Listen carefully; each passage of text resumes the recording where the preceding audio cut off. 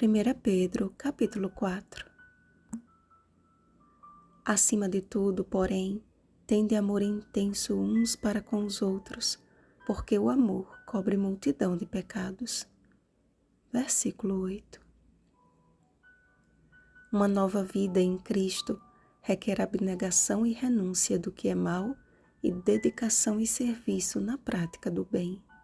Sepultado o velho homem nas águas do batismo, é dado o start da vida cristã, a fim de que o Espírito Santo conceda doses diárias da pureza de Cristo. O batismo, porém, como um símbolo da morte e ressurreição de Cristo, não é garantia de santidade, mas apenas o início da jornada cristã. Pedro aprendeu esta lição a duras penas.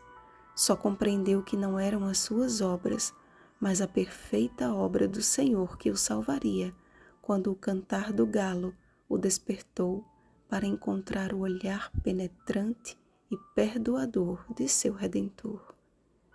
Cristo mesmo, após ser batizado, foi levado pelo Espírito ao deserto, de onde saiu vitorioso contra o diabo.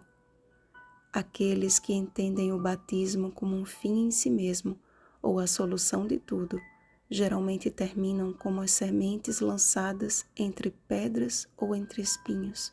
Mateus capítulo 13, versículos 20 ao 22.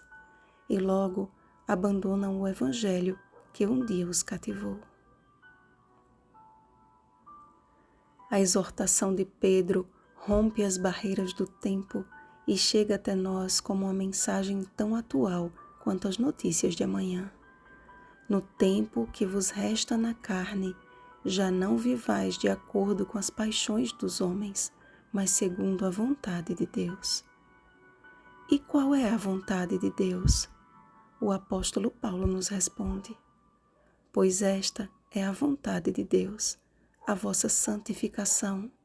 1 Tessalonicenses capítulo 4, versículo 3.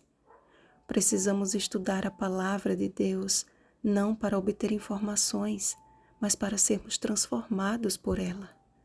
E esta transformação causa estranheza entre aqueles que eram acostumados ao nosso antigo estilo de vida. Alguns compreendem, outros, porém, tornam-se nossos perseguidores. Por isso, difamando-vos, estranham que não concorrais com eles ao mesmo excesso de devassidão. E quer nós, os vivos, quanto aqueles que já morreram, todos tivemos a oportunidade de ser alcançados pelo Evangelho, porque Deus é o mesmo e não muda desde o princípio. Malaquias capítulo 3, versículo 6, Tiago capítulo 1, versículo 17. Só ao Senhor competirá julgar vivos e mortos, ou seja, aqueles que já morreram e serão ressuscitados no dia do seu juízo. Ora, o fim de todas as coisas está próximo, meus irmãos, e a ocasião de começar o juízo pela casa de Deus é chegada. E o que irá separar os cabritos das ovelhas, Mateus capítulo 25, versículo 32, será justamente o amor e a obediência. Todos aqueles que permitiram que a perfeita obra do Espírito Santo fosse completada, que não a tomaram por mérito próprio, que preferiram se humilhar a revidar, que suspiraram e gemeram por causa das abominações que eram cometidas na terra, Ezequiel capítulo 9, versículo 4. Estes, colocados pelo Rei da Glória à sua destra, ouvirão: vinde, benditos de meu Pai, entrai na posse do reino que vos está preparado desde a fundação do mundo. Mateus capítulo 25, versículo 34. Estes tiveram amor intenso uns para com os outros, amaram seus inimigos e aos seus perseguidores retribuíram com orações. Mateus capítulo 5, versículo 44. Eis a genuína transformação realizada pela palavra do amor.